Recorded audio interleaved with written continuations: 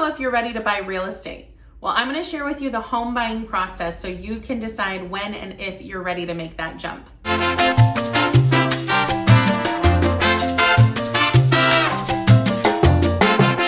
Hi everyone, Brittany Hannon from Brittany Hannon Real Estate, and I'm excited today to walk through the home buying process with you. If you haven't yet subscribed, click on that subscribe and hit the notification bell so you get all the updates of when videos like this come out again. Definitely make sure to hit that like button, and let's jump in. Typically, the biggest thing that people underestimate is how much money they're going to need to bring to the closing table. And what I mean by that is how much it's going to cost for you to actually purchase this house. Not including your loan, but including loan costs and fees and different things like that. So we're going to talk about some of those today. The first money that you put down is called your earnest money. That goes in very soon after your offer is accepted. And so that earnest money is typically between 1 and 2% of the purchase price. The earnest money tells the seller that you are a serious buyer. You can get that earnest money back up to a certain point, and then after that, if the deal falls through or if something happens, that money goes to the seller. And so this is really telling the seller, this is a serious buyer. The other thing you're going to spend money on is the inspection. You always want to get an inspection because they're going to be able to tell you things that your agent isn't going to know, and probably your seller doesn't even know. They're going to be able to tell you things about the roof and about the heating and air. They're going to be able to tell you things about the structure, sometimes even into the plumbing and electrical. So they're going to tell you a lot of things that you really need to know, and that is going to be a big driver in making your decision. Typically, a home inspection is charged based on the square footage of the home, so it's going to change based on how big it is.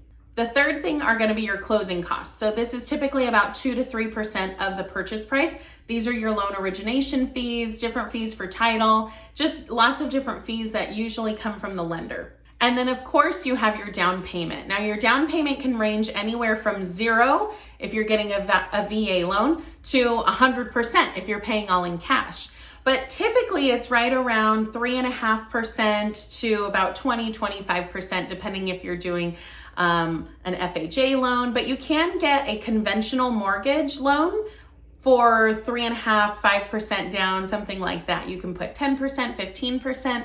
Just remember that until you get that 20% mark, you're still gonna be paying the private mortgage insurance, PMI, it's called a few different things, but that is, the private mortgage insurance ensures that you're going to pay this amount, and if you foreclose on it, you're just saying that you're a higher risk because you are borrowing more money. And so until you get to that 20%, then that goes away. So if you come in with a 20% down payment, you're automatically not going to have that PMI.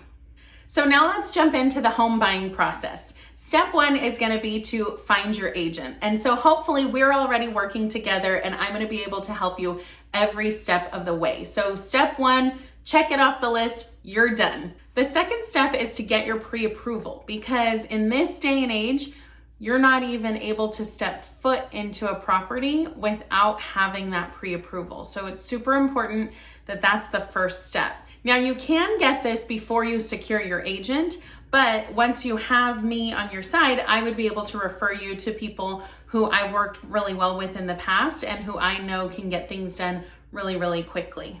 The next thing we're going to do is we're really going to nail down your specific search.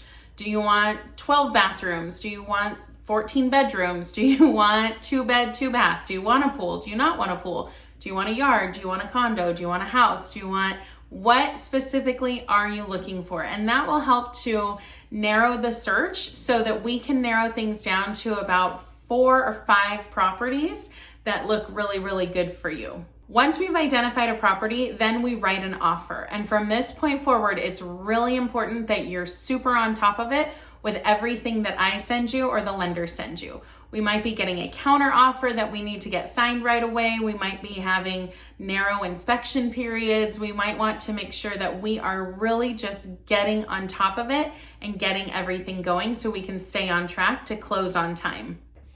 Once we do the inspection and everything looks good, that's when things get real.